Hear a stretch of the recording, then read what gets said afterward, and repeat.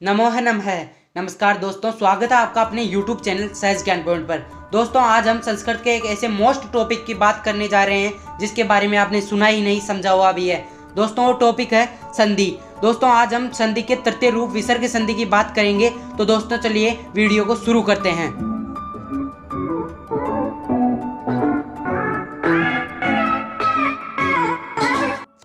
नमस्कार, राम राम सा दोस्तों, जैसा कि आपको पता है कि विसर्ग संधि 4 प्रकार की होती है। सत्व संधि, रुत्व संधि, उत्व संधि और लोप संधि। दोस्तों, इनके सबके अलग अलग नियम और अलग अलग सूत्र है। तो दोस्तों, सबसे पहले हम सत्व संधि को कवर करते हैं। तो दोस्तों, अब हम सत्व संधि को शुरू करते हैं। दोस्तों, आपको पता है सत्व संधि का सूत्र होता है विसर्जनीय से स। दोस्तों, इस सूत्र का अर्थ होता है इसके नियम। तो दोस्तों, हम प्रत्येक नियम को पढ़ेंगे। तो दोस्तों, इसका प्रथम नियम है, यदि विसर्ग के बाद च, चम्मच वाला च और छ यानी छतरी वाला छ, तो यदि दोस्तों विसर्ग के बाद च या छ आए तो विसर्ग स सलगम वाले स में बदल जाता है। तो दोस्तों, इसका उदाहरण हम देखेंगे, कह प्लस चित्त है यानी कश्चित। तो दोस्तों, विसर्ग के बाद च आ रहा है जो कि नियम में लिखा हुआ है, च आ रहा है विसर्ग के बाद, तो इसको आधे स में बदल देंगे। तो दोस्तों, ये कश्चित हो गया। बालः प्लस छात्र, तो दोस्तों इसमें छ आ रहा है छतरी वाला। तो दोस्तों, आप देख रहे हैं विसर्ग के बाद छ आए तो वो आधे स में बदल जाता है। तो दोस्तों, बालः प्लस छात्र बराबर बालस छात्र। दोस्तों, इसी प्रकार तेजः प्लस छाया यानी तेजस छाया। तो दोस्तों, अब ये नियम हमारा हो चुका है, तो हम अगले नियम पर चलते हैं।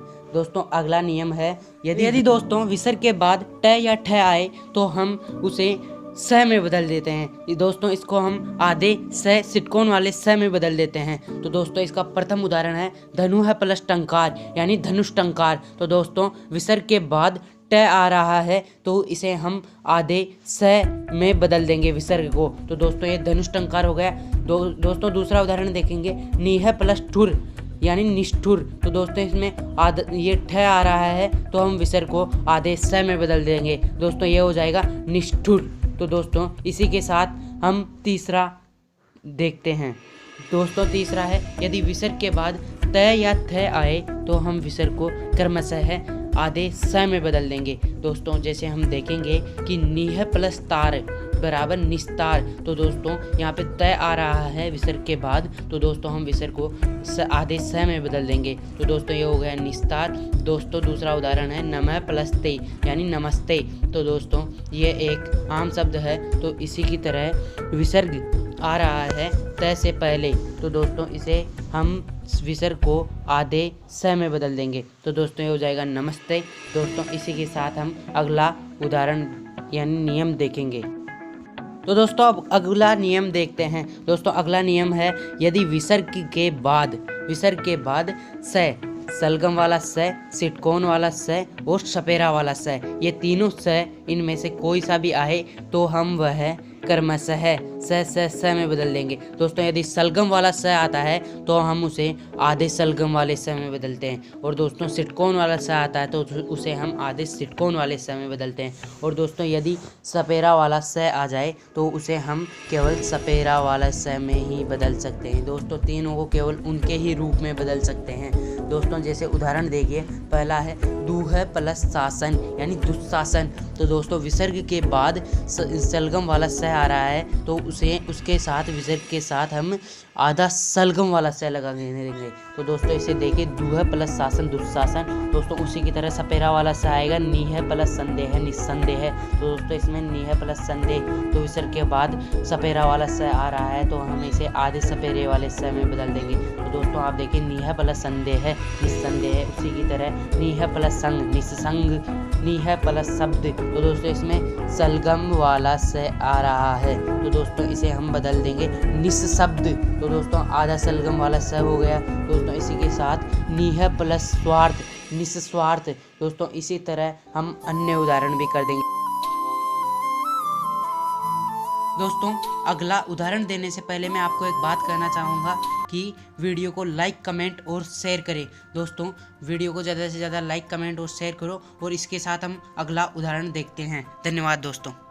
दोस्तों इसी तरह षटकोण वाले स के बहुत सारे उदाहरण हो जाएंगे। दोस्तों तीनों के ही बहुत सारे उदाहरण है।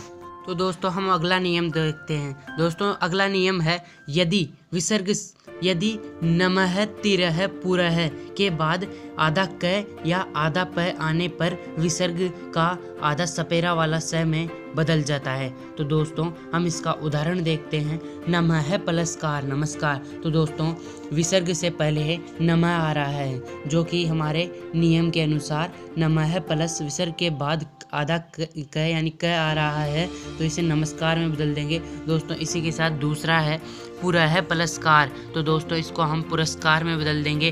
और दोस्तों जैसे मेरी इच्छा से तिरः प्लस कार तिरस्कार, दोस्तों इसी प्रकार हम इसे बदल देंगे।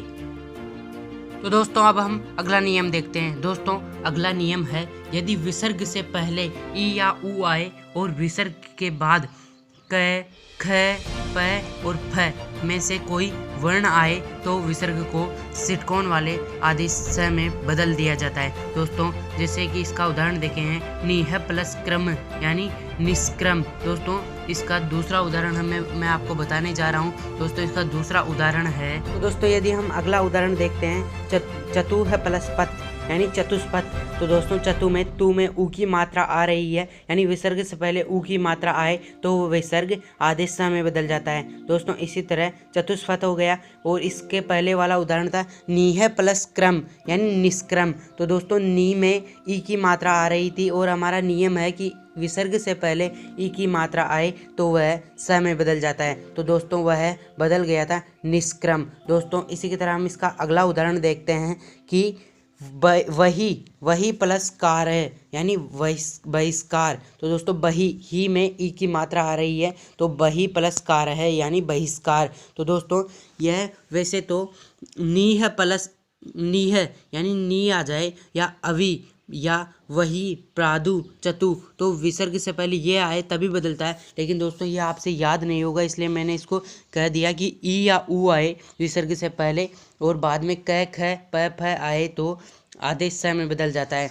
तो दोस्तों आप तो यही याद रख लीजिए। दोस्तों इसी के साथ हम इसका अगला नियम पढ़ते। दोस्तों अब हमारी ऋतु संधि शुरू होती है। दोस्तों आपको सबको पता है कि ऋतु संधि का नियम होता है सस जुसोरु। तो दोस्तों इस सस जुसोरु का हम नियमों के द्वारा देखेंगे इसको। तो दोस्तों हम पहला नियम शुरू करते हैं। दोस्तों पहला नियम है, दोस्तों इसका प्रथम नियम यह है कि इचोहसी विसर्ग यस्से रेप है इच ए आ को छोड़कर अन्य स्वर के आगे विसर्ग के सामने अस स्वर एवं व्यंजन होने पर विसर्ग के स्थान पर रेफ आदेश होता है। तो दोस्तों हम इसको हिंदी में समझे तो यह होगा कि यदि विसर्ग से पहले अ या आ को छोड़कर किसी अन्य स्वर के साथ विसर्ग आए तो उसके बाद कोई स्वर आए या किसी भी वर्ग का तृतीय चतुर्थ पंचम वर्ण। दोस्तों वर्ग का तृतीय चतुर्थ पंचम वर्ण है, जैसे कि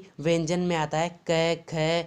तो दोस्तों क वर्ग च वर्ग। तो दोस्तों क वर्ग में 5 है, च वर्ग में भी। दोस्तों इसी तरह पूरे जितने भी वर्ग है उनमें से तृतीय चतुर्थ पंचम वर्ण। दोस्तों तृतीय चतुर्थ पंचम वर्ण का अर्थ है जैसे क वर्ग का तृतीय है ग। तो दोस्तों जैसे ग वर्ग है और घ से घड़ी वाला घ वर्ग है। दोस्तों इसी प्रकार तृतीय चतुर्थ पंचम। दोस्तों तीसरा चौथा पांचवा हर वर्ग का तीसरा चौथा पांचवा वर्ण या ये र ल व है इनमें से कोई वर्ण हो तो विसर्ग का आधा र हो जाता है। दोस्तों जैसे कि हम इसका उदाहरण देखेंगे। दोस्तों इसका उदाहरण है जैसे मुनि प्लस इति यानी मुनि रीति। तो दोस्तों मुनि, तो दोस्तों इसमें ए या आ को छोड़कर होना था तो दोस्तों ई हो गया मुनि। विसर्ग से पहले ई आ रहा है तथा विसर्ग के बाद कोई स्वर आ रहा है तो दोस्तों इसका मुनि रीति हो जाएगा। दोस्तों उसी तरह दूसरा देखेंगे भानु प्लस असो। तो दोस्तों अ या आ को छोड़कर विसर्ग से पहले अ या आ को छोड़कर अन्य होना चाहिए। तो दोस्तों भानु ऊ हो रहा है और दोस्तों विसर्ग के बाद अ यानी एक स्वर आ रहा है तो दोस्तों ये हो जाएगा भानु रसो। और दोस्तों तीसरा है ते प्लस आगतम। तो दोस्तों इसमें अ या आ को छोड़कर होना चाहिए तो विसर्ग से पहले ए आ रहा है तथा विसर्ग के बाद स्वर आ रहा है तो दोस्तों ये हो गया तेरागतम। दोस्तों इसी के साथ अगला नियम पढ़ते हैं। दोस्तों इसका अगला नियम वैसे तो रुत्व संधि का नियम यही होता है, यानी ये अगला नियम आ रहा है जो इसका मुख्य नियम है दोस्तों, लेकिन वो पहले गलत टाइपिंग हो गया था। रुत्व संधि का ओरिजिनल नियम यह है दोस्तों, वो भी नियम है रुत्व संधि का, लेकिन प्रथम नियम यही है दोस्तों। ये नियम है रुत्व संधि में अव्यय और ऋकारांत शब्द के संबोधन के आकार और आकार के सामने भी विसर्ग के स्थान पर रेफ आदेश होता है। रेफ का अर्थ है दोस्तों आधा र आदेश होता है दोस्तों। इसका प्रथम उदाहरण है पुनः प्लस अत्र यानी पुनरत्र दोस्तों। इसका द्वितीय उदाहरण है प्रातः प्लस गच्छति प्रातर गच्छति दोस्तों। आप समझ गए होंगे कि मैं क्या कहना चाहता हूँ दोस्तों। इसका अगला नियम है पितः प्लस वंदे पितृवंदे दोस्तों। इसका अगला उदाहरण है मातः प्लस वंदे मातृवंदे दोस्तों। इसका अगला नियम जो हम देखने जा रहे हैं दोस्तों, वह नियम है यदि र के बाद र आए, यानी दोस्तों यदि आधे र के बाद आधा र आए तो पहले का लोप हो जाता है, यानी पहले र का लोप हो जाता है, तथा पदांत यानी पद के अंत का वाला यानी पदांत र के पहले ई उ इन तीनों का दीर्घ हो जाता है दोस्तों। दीर्घ का मतलब जैसे है तो वो आ हो जाएगा दोस्तों, ई है तो वो बड़ी ई हो जाएगी, और दोस्तों ऊ है तो वो बड़ा ऊ हो जाएगा दोस्तों। इसका हम उदाहरण देखते हैं दोस्तों। इसका उदाहरण है प्रथम नीह प्लस रोग है यानी निरोग तो दोस्तों नी के बाद तो दोस्तों हम नीह को हम निर कह सकते हैं, यानी रह पर आधा रह हो जाता है तो दोस्तों निरह प्लस रोग है यानी निरोग तो दोस्तों यहाँ पर रह आ रहा है, और दोस्तों द्वितीय विसर्ग के बाद भी रह आ रहा है, पहले भी रह बाद भी रह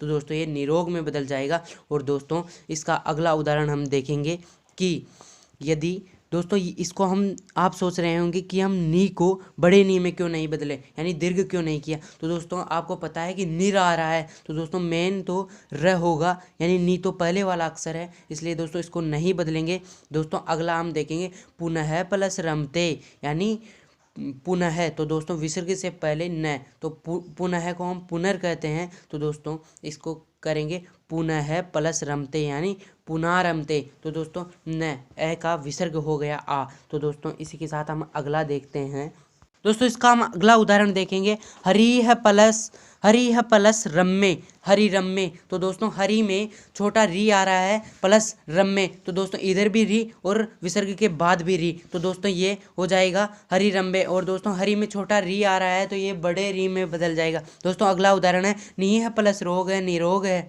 तो दोस्तों निर प्लस रोग निरोग हो गया। और दोस्तों इसका अगला उदाहरण है अंतः प्लस राष्ट्रीय अंतर्राष्ट्रीय। और दोस्तों इसके साथ इसके अन्य उदाहरण भी है जो मैं आपको डिस्क्रिप्शन में लिंक देकर बहुत सारे उदाहरण प्राप्त करा दूंगा दोस्तों। अब हम अगली संधि पढ़ेंगे। अगली संधि है ऊत्व संधि। ऊत्व संधि का सूत्र होता है हरि प्लस यानी हरि च तो दोस्तों हरि च का हम देखेंगे तो इसके अनेक नियम है दोस्तों। इसका प्रथम नियम है जो कि मैं आपको बताने जा रहा हूँ दोस्तों। देखते हैं जैसे यदि विसर्ग से पहले अ आए तथा विसर्ग के बाद ये व र ल है दोस्तों। इसके अलावा विसर्ग के बाद किसी भी वर्ग का तृतीय चतुर्थ पंचम दोस्तों ये लिखना यानी छूट गया दोस्तों। इसका आप मान लेना कि किसी भी वर्ग का तृतीय चतुर्थ पंचम वर्ण और यवरल है विसर्ग के बाद आए और विसर्ग से पहले ए आए तो हम उसे ओ में बदल देते हैं दोस्तों। जैसे प्रथम उदाहरण है मनः प्लस विकार यानी मनोविकार। और दोस्तों दूसरा उदाहरण है मनः प्लस रथ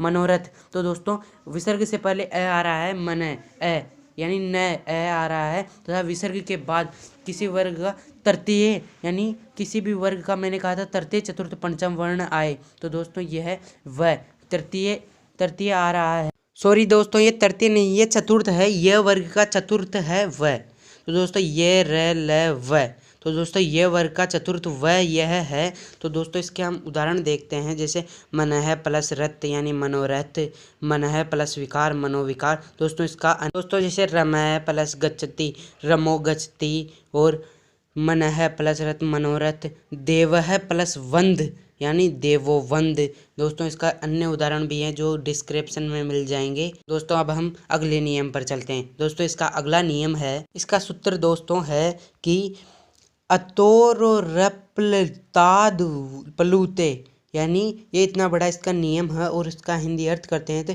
यह होता है जब विसर्ग से पहले तथा बाद में अ हो तथा विसर्ग का उ रू हो जाता है अब ए तथा विसर्ग स्थानीय उ मिलकर ओ गुण हो जाता है तथा विसर्ग के बाद वाले ए का पूर्व रूप हो जाता है। दोस्तों इसका अर्थ यह होगा कि दोस्तों जैसे विसर्ग से पहले भी ए हो और विसर्ग के बाद भी ए हो तो दोनों मिलकर ओ हो जाता है। दोस्तों वैसे तो यह होगा कि यदि विसर्ग से पहले ओ हो तो विसर्ग का ऊ में बदल जाता है, यानी विसर्ग से पहले ओ तो वो ऊ में बदल जाएगा और उसके बाद भी ऊ हो यानी ए हो तो वह ऊ प्लस ए ओ में बदल जाएगा। लेकिन दोस्तों आप इसको याद मत रखिए, इसको आप ऐसे याद रख लेंगे कि यदि विसर्ग से पहले ए हो और विसर्ग के बाद भी ए हो तो वह ओ में बदल जाएगा। दोस्तों जैसे कि उदाहरण है सह प्लस अपी यानी सो अपी। तो दोस्तों यदि विसर्ग से पहले ए हो यानी विसर्ग के पहले स ए है और विसर्ग के बाद अपी में भी ए है तो दोनों मिलकर ओ हो जाएंगे यानी सोपी हो जाएंगे और बीच में ये चिन्ह लगा देना। दोस्तों जैसे शिवह प्लस अर्चे यानी शिवोर्चे तो दोस्तों वह में ए है और बाद भी ए है तो ओ हो जाएगा। दोस्तों जैसे बालक है प्लस अयम यानी बालक क में भी ए है और ए में भी ए है तो दोस्तों दोनों मिलकर ओ हो जाएंगे बालकोयम यानी इसके चिन्ह लगा देना। दोस्तों अब हम पढ़ेंगे लोप संधि। तो दोस्तों लोप संधि का यह नियम है कि यदि विसर्ग से पहले ए हो और विसर्ग के बाद ए को छोड़कर कोई स्वर हो यानी विसर्ग के पहले तो ए हो और विसर्ग के बाद ए नहीं होकर अन्य स्वर हो तो विसर्ग का लोप हो जाता है यानी अतः प्लस एव यानी अतएव। तो दोस्तों इसमें विसर्ग का लोप होने का अर्थ है विसर्ग नहीं रहता। तो दोस्तों विसर्ग से पहले ए यानी त में ए है और विसर्ग के बाद ए आ रहा है, ए नहीं आ रहा है तो दोस्तों ये दोनों मिलकर अतएव हो गए, विसर्ग का लोप हो गया। दोस्तों दूसरा उदाहरण है क प्लस उवाच यानी क उवाच। तो दोस्तों पहले क में ए है और बाद में ए नहीं ऊ है तो दोस्तों ये मिलकर क उवाच हो जाएगा। दोस्तों जैसे राम है प्लस इच्छति तो राम में ए है और इच्छति यानी ए को छोड़कर अन्य स्वर है तो ये राम इच्छति हो गया, विसर्ग हट गया। दोस्तों इसके साथ अगला देखते हैं।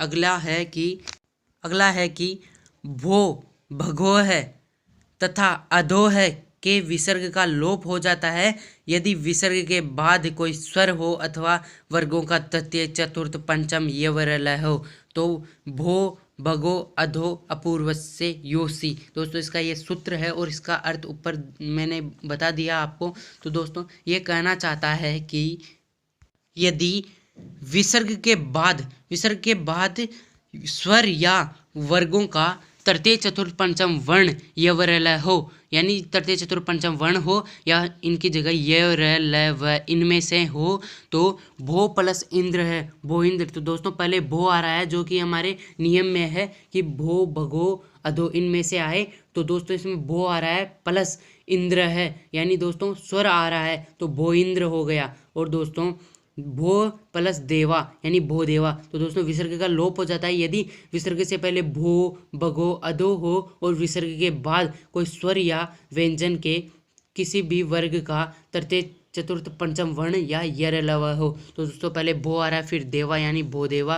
और दोस्तों अगले वाला है भगो प्लस नमस्ते यानी भगो नमस्ते। तो दोस्तों इसी के साथ हमारी संपूर्ण संधियाँ समाप्त होती है। दोस्तों वीडियो को लाइक कमेंट और शेयर करें और दोस्तों अगले इंटरेस्टिंग वीडियो देखने के लिए चैनल को सब्सक्राइब करें। धन्यवाद दोस्तों।